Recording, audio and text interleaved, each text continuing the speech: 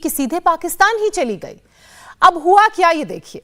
पहले उसे अदालत में पेश किया गया, कहा गया कि निकाह नहीं हुआ, फिर ड्रोन कैमरे से शूट किया गया एचडी वीडियो सामने आया, फिर कहा गया कि जी शादी तो हुई ही नहीं। अब अचानक से एक और वीडियो आया है जिसे दावते वलीमा का वीडियो कहा जा रहा है। और इस वीडियो की सबसे बड़ी बात यह कि अंजू भारत में सामान्य कपड़ों में दिखती थी, वो अब पाकिस्तान में फातिमा बनने के बाद अचानक से बुर्के में नजर आने लगी है। पूरी कहानी समझिए हमारी इस रिपोर्ट के साथ।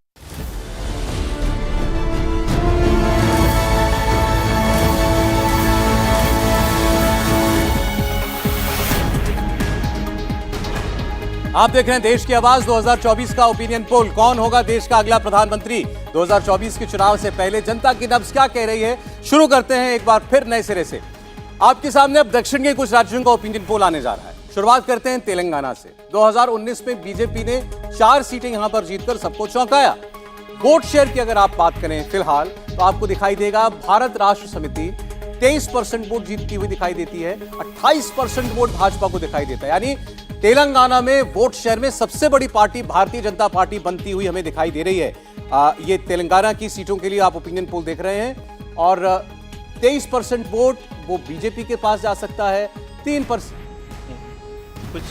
23% वोट कांग्रेस पार्टी को मिल सकता है, 3% वोट एआईएमआईएम को, 28% वोट भारतीय जनता पार्टी जीतती हुई दिखाई दे रही है। तो 23 पर बीआरएस है, 23 पर कांग्रेस पार्टी है, 28% वोट 40 तेलंगाना वो बीआरएस। अच्छा जी, अच्छा ठीक, हम करेक्शन करते हैं। करेक्शन, बीजेपी 28% है, बीआरएस 40% है। वही इसलिए ये देखने में थोड़ा अजीब लग रहा था। बीआरएस 40% वोट है, 28% वोट बीजेपी का है। Number 2 party Bharatiya Janata party बनती हुई दिख रही है। कांग्रेस 23% है, एआईएमआईएम को 3% और अन्य को 6%। तो इन 17 सीटों में जो तेलंगाना में है लोकसभा की, 4 सीटें बीजेपी जीती पिछली बार। नंबर 1 टीआरएस थी, तब टीआरएस हुआ करती थी, अब बीआरएस हो गई है वो। लेकिन नंबर 2 पर भारतीय जनता पार्टी खड़ी हुई दिखाई दे रही है। सीटों में आप देखिए तो बीजेपी यहां पर 2 सीटें और जोड़ती हुई दिखती है। 4 सीटें बढ़कर 6 हो सकती हैं इस बार तेलंगाना में। बीआरएस को 8 सीटें, कांग्रेस पार्टी को 2 और एआईएमआईएम को 1 सीट मिल सकती है। यह हैदराबाद की सीट है जहां से असदुद्दीन ओवैसी खुद चुनाव लड़ते हैं और जीत रहे हैं लगातार। तो लेकिन बीजेपी को तेलंगाना में पिछली बार की तुलना में 2 सीटें ज्यादा मिलती हुई हमें दिखाई दे रही हैं। तो इस लिहाज से बीजेपी के लिए अच्छी खबर है तेलंगाना से कि 2 सीटें वो एक्स्ट्रा ऐड कर सकती है अपनी झोली के अंदर। प्रदीप जी, तेलंगाना में बड़ी कोशिश थी भारतीय जनता पार्टी की। विधानसभा का अभी हम बात नहीं करते, विधानसभा का चुनाव भी होना, वो कहानी दूसरी चल रही है। लेकिन लोकसभा में बीआरएस के सामने लोग सीधे सीधे बीजेपी को देख रहे हैं, साफ है। देखिए, पिछले लोकसभा चुनाव के बाद से बीजेपी ज़्यादा एक्टिव हुई है तेलंगाना में। जो विधानसभा चुनाव हुआ उसमें उसको केवल 3 सीटें मिली थी, तो इसलिए उसको कोई भविष्य नज़र नहीं आ रहा था। तो लोकसभा में भी बहुत ज़्यादा मेहनत नहीं की बीजेपी ने, लेकिन जब 4 सीटें जीत गए तब लगा कि यहाँ परिवर्तन हो सकता है। लेकिन अब भी बीजेपी का संगठन, ऐसे कई पॉकेट हैं तेलंगाना में जहाँ बहुत कमज़ोर है।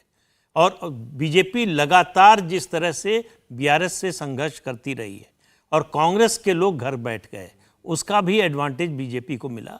और बीजेपी जो है वो नंबर 2 की स्थिति में परसेप्शन में आ चुकी थी। ये भवेश जी का सर्वे बता रहा है, आपका सर्वे बता रहा है कि बीजेपी सचमुच ज़मीन पर भी नंबर 2 की स्थिति में आ गई। थोड़ा उसके घर में अंदर समस्या है। बांदी संजय कुमार को अध्यक्ष पद से हटाना पड़ा। जो लोग बीआरएस से आए हैं वो लोग उनसे नाराज़ थे, उनको संतुष्ट करने के लिए जी किशन रेड्डी को प्रदेश अध्यक्ष बनाना पड़ा। अब इस सब का कितना असर होगा और इसका नुकसान फ़ायदा दोनों। जी किशन रेड्डी ऐसे हैं जो सबको साथ लेकर चलने वाले व्यक्ति हैं। बांदी संजय कुमार का था कि वो अपनी चलाते थे, मनमानी करते थे, इस वजह से उनको मजबूरी में हटाना पड़ा। तो बीजेपी और बीआरएस आमने सामने हैं। इसीलिए आप देखिए कि बीआरएस का और के चंद्रशेखर राव का हमला जो है वो ज़्यादातर भारतीय जनता पार्टी पर है और सीधे वो मोर्चा लेते हैं प्रधानमंत्री से। प्रधानमंत्री वो अगर जाते हैं तेलंगाना तो रिसीव करने नहीं आते, जो प्रोटोकॉल है कि चीफ मिनिस्टर को आना चाहिए। पहले 1-2 बार उन्होंने बीमारी का या कुछ बहाना किया, उसके बाद साफ मना कर दिया।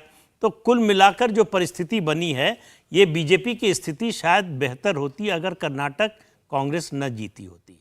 उसका असर पड़ा है। हाँ, उसका असर पड़ा। उसकी वजह से कांग्रेस का ये जो 23% वोट आप देख रहे हैं, ये कर्नाटक के विधानसभा चुनाव के नतीजे का असर है। अच्छा, मैं आपको बता दूं, स्क्रीन पर पहले ग्राफिक में थोड़ी त्रुटि थी, उसको हमने ठीक कर दिया है। मैं भी गलत आंकड़ा पड़ गया था। तो ये करेक्ट इमेज है आपके सामने। अब तेलंगाना में 40% बीआरएस, 28% भाजपा को वोट, 23% कांग्रेस पार्टी को, और अन्य को एआईएमएम को 3 और अन्य को 6% वोट जो है वो मिलता हुआ दिखाई दे रहा है। एक इंटरेस्टिंग बात देखिए, खास तौर पर जहां कोई क्षेत्रीय पार्टी इन्वॉल्व है, कांग्रेस भी है यहां पर। अरे, राष्ट्रीय विकल्प के तौर पर देखने के लिए कांग्रेस जो बीजेपी के साथ नहीं है, उसके लिए कांग्रेस भी ऑप्शन है, बीआरएस भी ऑप्शन है। लेकिन के चंद्रशेखर राव जैसे नेता अपने सपोर्टर के सामने ये छवि कन्वे करने में कामयाब रहे कि हमारा स्टेचर भी वहां है, हम भी देश के नेता हैं। तो अगर उनको नरेंद्र मोदी दिखता है तो के चंद्रशेखर राव को वोट करने वाला व्यक्ति ये सोचकर वोट करता है कि मेरा नेता भी वहां पर पहुंच सकता है।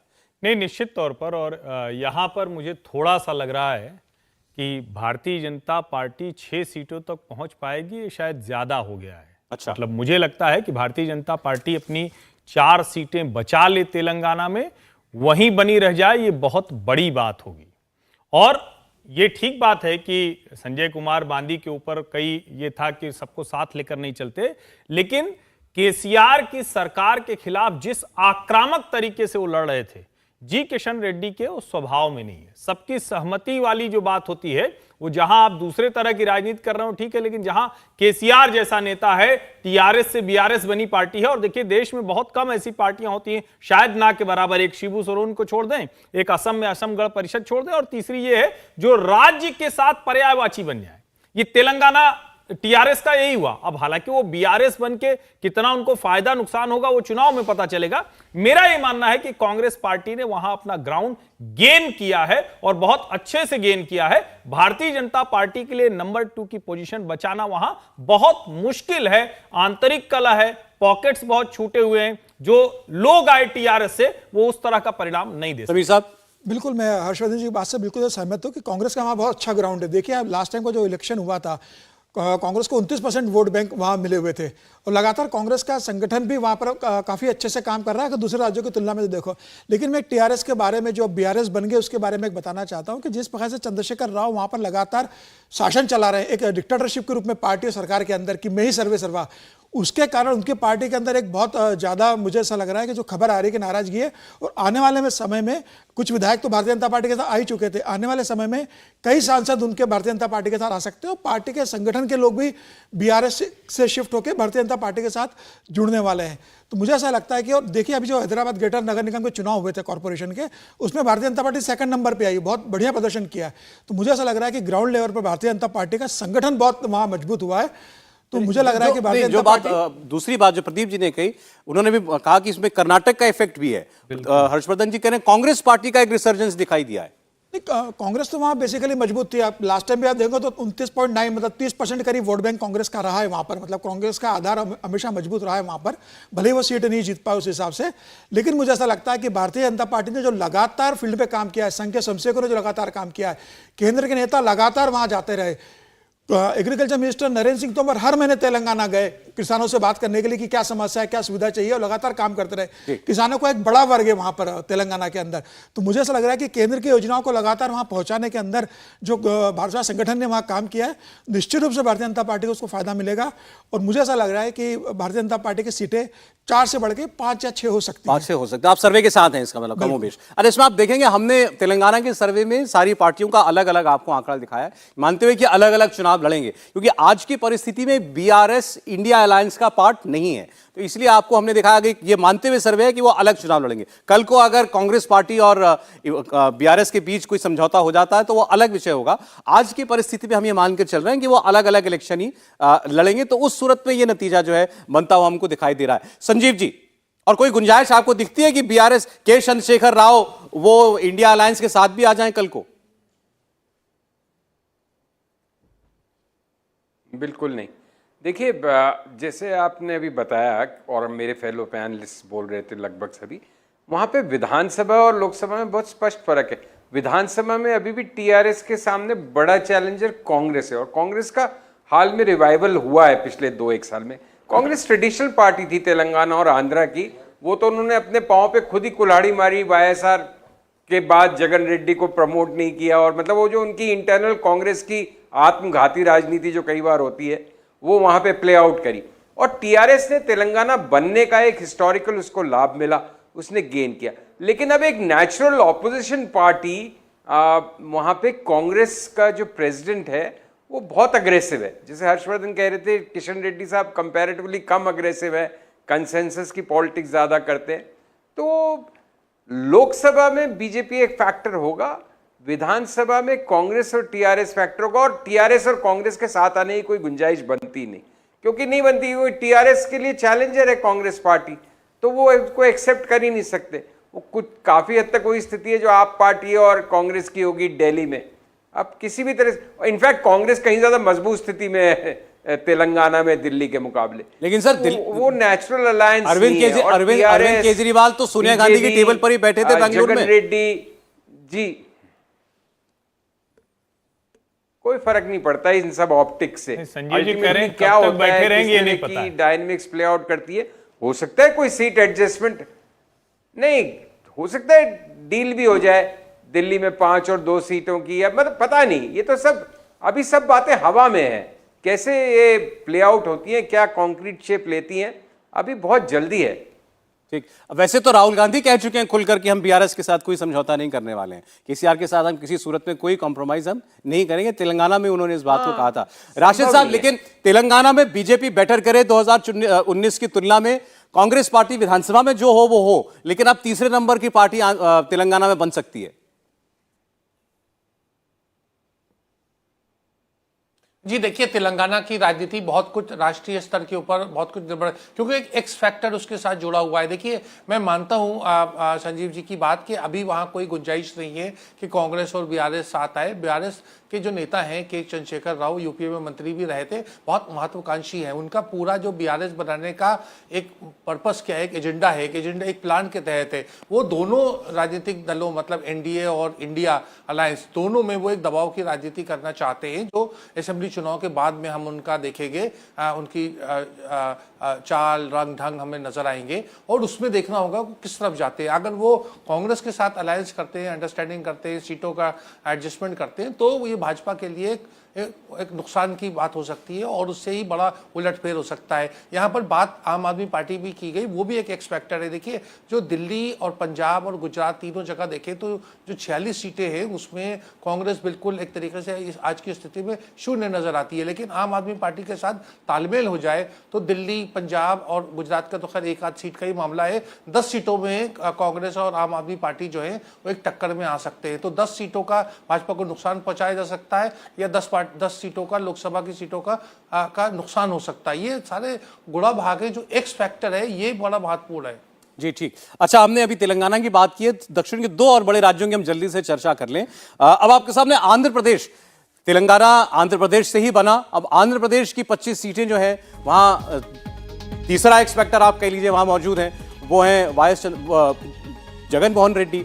आंध्र प्रदेश की 25 सीटों में वोट शेयर के लिहाज से आप देखें तो 46% वोट जगन मोहन रेड्डी की पार्टी वाईएसआर कांग्रेस को मिलता हुआ दिखता है। टीडीपी 36% वोट, और यहां पर बाकी जो दल हैं वो इन सब से बहुत पीछे हैं, दोनों ट्रेडिशनल पार्टीज के बहुत पीछे हैं। 8% वोट भाजपा को, 3% वोट वहां पर कांग्रेस पार्टी को मिलता हुआ दिखाई दे रहा है। हालांकि आप वाईएसआरसीपी को ट्रेडिशनल पार्टी ना माने, कांग्रेस से निकली हुई पार्टी है, लेकिन डोमिनेंट इस वक्त वहां कितनी है आपको वोट शेयर में दिखाई दे रहा है। 10% का गैप उसमें और टीडीपी में अभी दिखाई देता है, और बीजेपी कांग्रेस वहां पर बिल्कुल अभी लड़ाई में दिखाई हमें दे नहीं रही है। सीटों में आप बात कीजिए, 25 सीटें वाईएसआर कांग्रेस पार्टी यानी जगन मोहन रेड्डी इन 25 में से 18 सीटें जीतते हुए हमें दिखाई देते हैं आज की तारीख में। टीडीपी 7 सीटें जीत सकती है, बीजेपी एक भी सीट नहीं, और कांग्रेस पार्टी एक भी सीट नहीं। क्या बीजेपी के लिए अच्छी बात यह है कि जहां एक और जिसको आप देख रहे हैं लायंस शेयर जा रहा है सीटों का, जगन मोहन रेड्डी, वो बीजेपी की तरफ एक सॉफ्ट रुख हमेशा से रखते आए हैं। आज की परिस्थिति में भी अविश्वास प्रस्ताव में भी बीजेपी के साथ देने की बात कर रहे हैं। जहां दिल्ली के ऑर्डिनेंस का बिल लाया जाना है उसमें भी वो बीजेपी के समर्थन में दिखाई दे रहे हैं। तो वो अगर 18 सीटें जीत रहे हैं तो ये बीजेपी के लिए कोई बहुत बुरी खबर नहीं है। ऐसे ही टीडीपी 7 सीटें जीत सकती है, बाकी सभी बची सीटें टीडीपी के पास जाती हुई दिखाई दे रही है। और टीडीपी के साथ कब अलायंस होगा, आज हो जाए, कल हो जाए, घोषणा हो जाए, हम कभी कितने लंबे वक्त से इस बात को सुन रहे हैं। तो यहां तो चारों उंगलियां घी में और सर कढ़ाई में, वही वाली बात नहीं, बीजेपी के लिए। पहले तो भावेश जी ने चमत्कार कर दिया है। पिछले लोकसभा चुनाव में बीजेपी को 1% से भी कम वोट मिला था, 8 गुना। अब 8 गुना हो गया। ये थोड़ा आश्चर्य की बात है, क्योंकि बीजेपी ने ऐसा कुछ किया नहीं आंध्र प्रदेश में पिछले 5 साल में कि उसका वोट 8 गुना हो जाए, लेकिन उनके सर्वे में आ रहा है तो उसको मानना चाहिए। दूसरी बात यह है कि बीजेपी के सामने मुश्किल ये है कि जगन भी चाहते हैं अलायंस हो और चंद्रबाबू नायडू भी चाहते हैं अलायंस हो। जगन बीजेपी के लिए ज़्यादा फायदेमंद है। पिछले 5 साल में उन्होंने हर संकट के मौके पर सरकार का साथ दिया है, और जगन मोहन रेड्डी की इसलिए अलायंस करना चाहते हैं कि अगर इस चुनाव में बुरी तरह से हरा दिया टीडीपी को, तो टीडीपी का कांटा उनके रास्ते से निकल जाएगा। टीडीपी के लिए फिर खड़े होना बहुत कठिन हो जाएगा, और टीडीपी इसीलिए चाहती है बीजेपी से अलायंस कि अगर बीजेपी साथ में रहेगी, केंद्र की सत्ता में जो है वो साथ में रहेंगे, तो हमको वहाँ ज़्यादा झेलना नहीं पड़ेगा जो अभी उनके कार्यकर्ताओं के साथ हो रहा है। मारपीट, हिंसा, जिस तरह से मुकदमे हो रहे हैं, उस सब में हमको थोड़ी राहत मिल जाएगी। तो पिछले 3 साल से चंद्रबाबू नायडू दरवाज़ा खटखटा रहे हैं बीजेपी का कि अलायंस करना चाहते हैं। 18 में वो छोड़कर गए थे, आपको मालूम है, और जिस तरह से वो बीजेपी और प्रधानमंत्री के खिलाफ बोले थे, उसके बाद बीजेपी में एक वर्ग है जो उनको फिर से वापस नहीं लेना चाहता। उसको लगता है कि हमारी पार्टी की जो भी थोड़ी बहुत ग्रोथ होनी है वो फिर से रुक जाएगी। तो इसलिए बीजेपी, जो आपने बात कही कि दोनों हाथ जो है वो घी में सर कढ़ाई में, वही हालत बीजेपी की आंध्र प्रदेश में है। उसके दोनों हाथ में लड्डू है। मैं जरा प्रदीप जी की बातों का रिप्लाई दे दूं। देखिए, आंध्र प्रदेश में जो बीजेपी ने जो अपना एक पर्यवेक्षक, जो उन्होंने वहाँ का जो कोऑर्डिनेटर बनाया हुआ है, वो है जो कुछ साल पहले बीजेपी को त्रिपुरा जिता के दिए, तो वो वहाँ पे काफ़ी मेहनत करे। दूसरी बात है, बीजेपी का वहाँ पे अलायंस है जनसेना पार्टी से। उन दोनों का एक पर्टिकुलर कम्युनिटी में अच्छा खासा वोट है जो इसके तरफ आकर्षित हुई। इसके वजह से बीजेपी का वोट से में ये जो आप स्विंग देख रहे हैं पॉजिटिवली, वो दिख रहा है। इसमें जनसेना पार्टी है, लेकिन जनसेना का असर ज़्यादा तेलंगाना में है आंध्र की बजाय। आंध्रा में भी है, आंध्रा में भी है। पवन कल्याण की पार्टी है, आंध्रा में भी है, आंध्रा में भी है। तेलंगाना में तो शायद मेरे ख्याल से अलायंस नहीं है जनसेना के साथ, आंध्र प्रदेश में अलायंस है।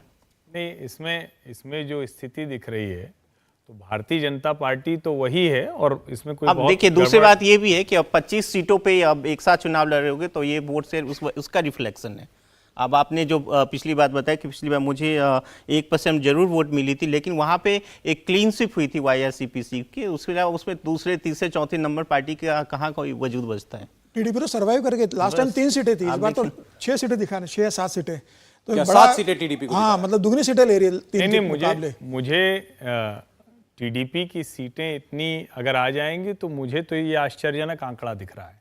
और हमारे अवधि में कहा जाता है ना कि मूस मुटाई तो लोढ़ा होई, तो भारतीय जनता पार्टी इतना हो जाए तो बहुत बड़ी बात है, नहीं होती दिख रही है। डी पुरंदेश्वरी को अभी अध्यक्ष बनाया है, अब जीजा साली का रिश्ता कितना गठजोड़ की तरफ जा पाएगा नहीं दिखता है।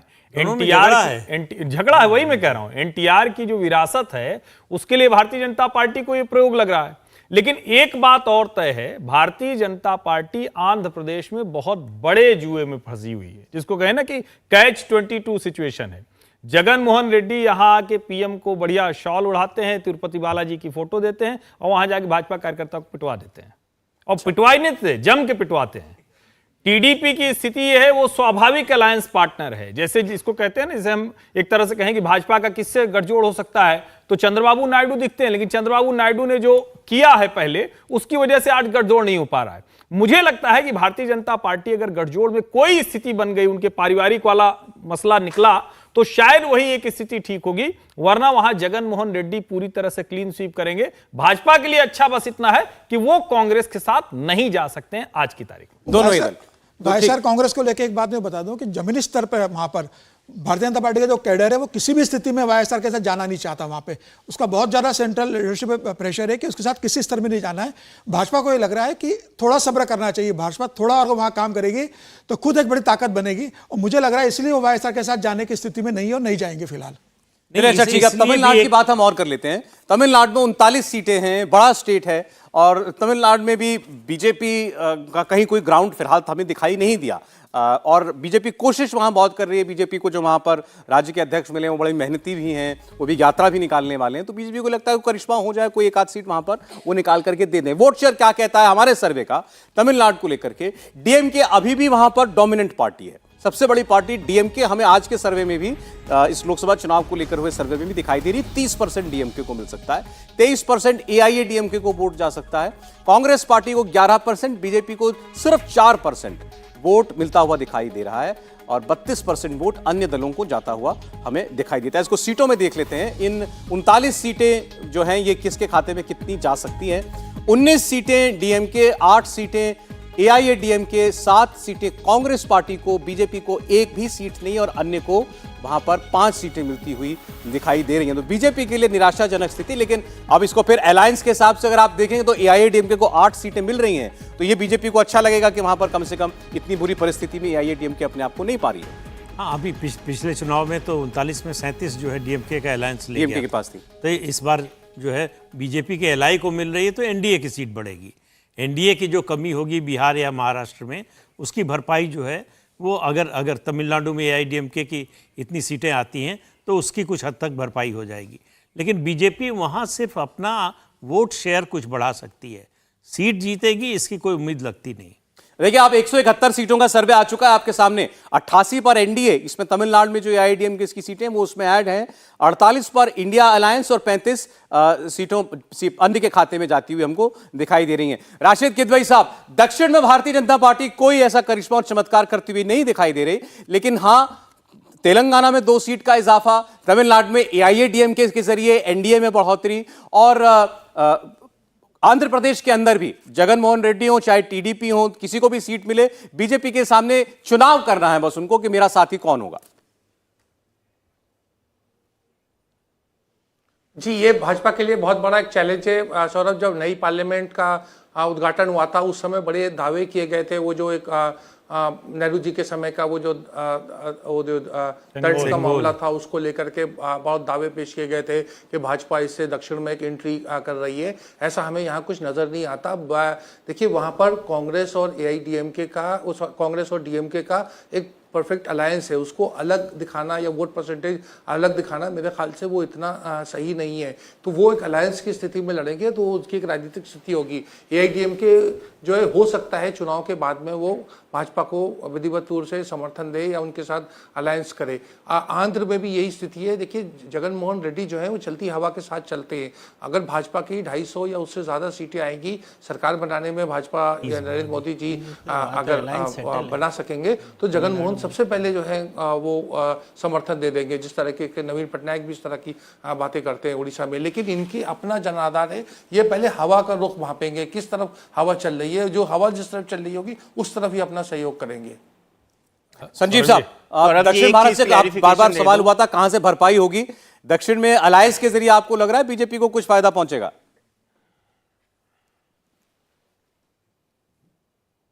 मुझे नहीं लग रहा।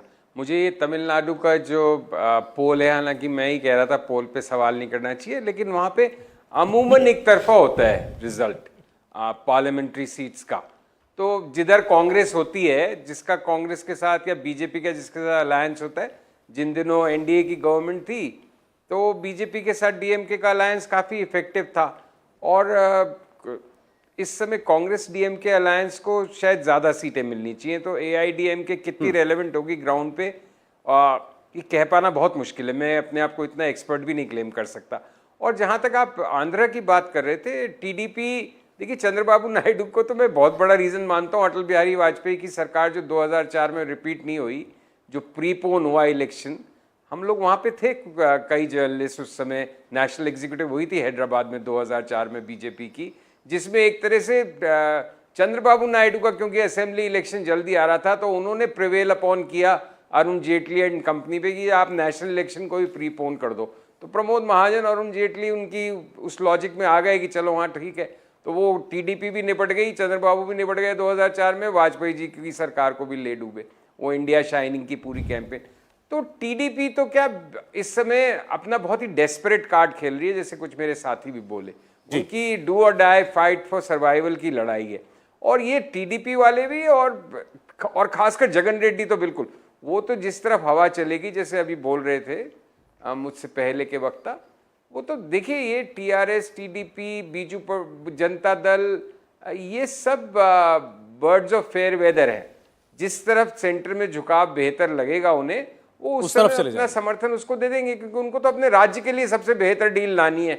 उनकी कोई ऐसी अपनी स्टेट में उनकी पोजीशन पुख्ता रहे और केंद्र से बेटर मदद मिले राज्य को, वही उनकी पॉलिटिक्स है। कोई बहुत आइडियोलॉजिकल कमिटमेंट या किसी से नाराजगी या समर्थन ऐसा कुछ नहीं है। वो बिल्कुल कन्वीनियंस के एक चीज सर, जो तमिलनाडु को लेकर राशिद साहब ने, मेरे ख्याल से वैलिड पॉइंट है कि तमिलनाडु में अलायंस बीजेपी और डीएमके का, उसमें तो कोई शक नहीं है।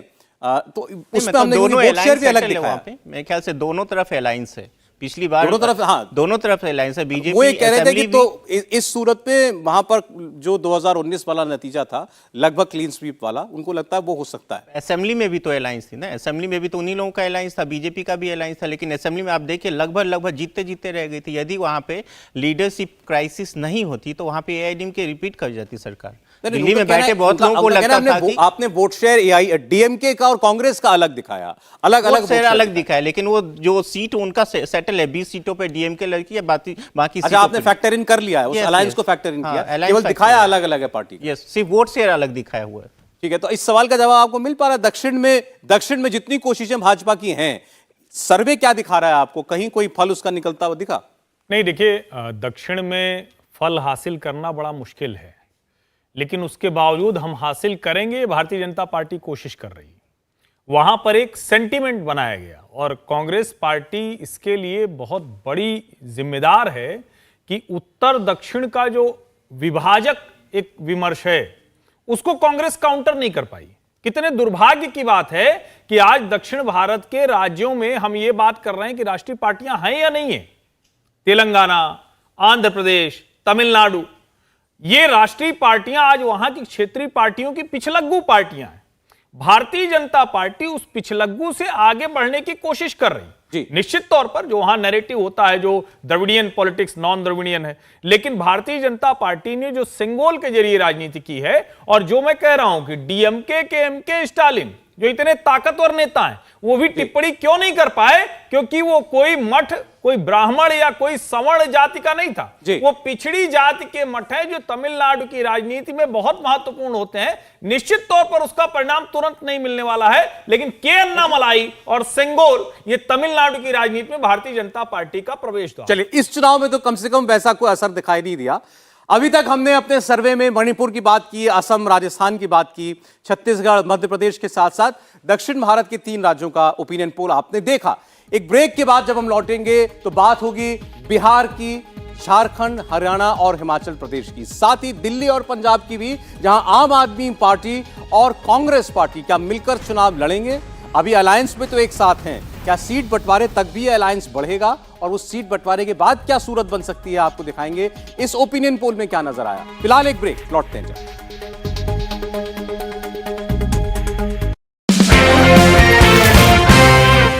सदियों से जिस एलोवेरा से लोग थे अनजान, हमने किया उस पर वैज्ञानिक अनुसंधान और ये पाया कि पतंजलि एलोवेरा जेल से 3 से 7 दिन में पिंपल्स, रिंकल्स, डार्क सर्कल ठीक हो जाते हैं। रैशेज, इचिंग व स्किन इरिटेशन में तो इंस्टेंट बेनिफिट मिलता है और आपकी स्किन रहती है एवर यंग। लेजेंड्स ऑफ आपकी अदालत।